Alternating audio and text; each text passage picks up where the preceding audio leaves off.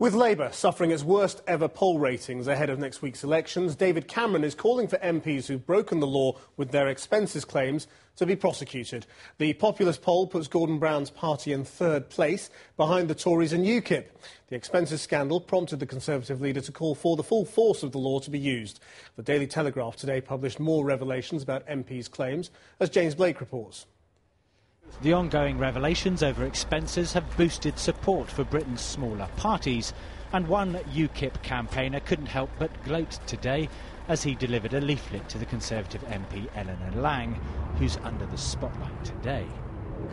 There's been no sign of Eleanor Lang this morning, not at her home and not here at her constituency office. She is a Conservative shadow Justice Minister, so these latest revelations could be very embarrassing for David Cameron. She claimed £80,000 in mortgage interest payments and then avoided £180,000 by not paying capital gains tax. There were in fact 2 flats in Westminster sold last year for a profit of £1 million. For claiming expenses, this was designated her second home. For tax purposes, it was her primary residence. But in a statement tonight, Eleanor Lang claims that under Revenue and Customs rules, the London flat had to be her primary residence and she had no choice in the matter. Yet she lives, although not today, in the Conservative heartland of Epping Forest, just a 40-minute tube ride from the centre of London.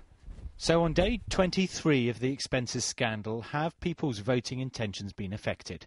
According to a sample of polls, Labour has slumped down 9% to 21%, its worst position in polling history.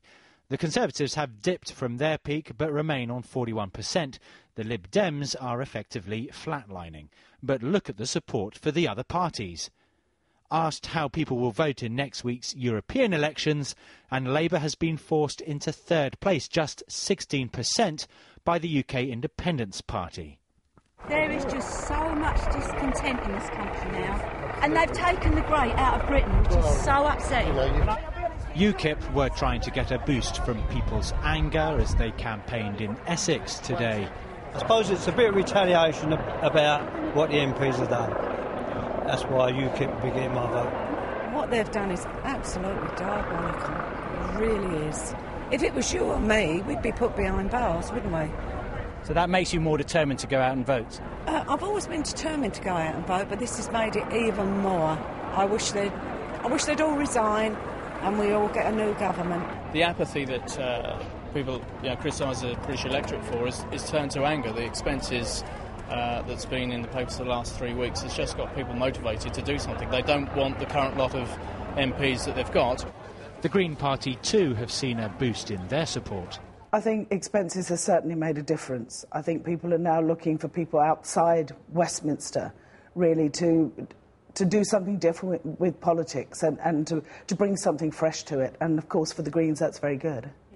There'll be 2 separate ballots on Thursday. In England, 34 councils are up for election. Some are choosing mayors too. Elections for the European Parliament will also take place, where Britain's divided into 12 regions to elect several MEPs chosen by proportional representation. 72 British MEPs will go to Brussels, down 6 on last time because of European expansion. Of course, if all these polls are reflected in the real results, Gordon Brown will suffer a defeat he may not recover from.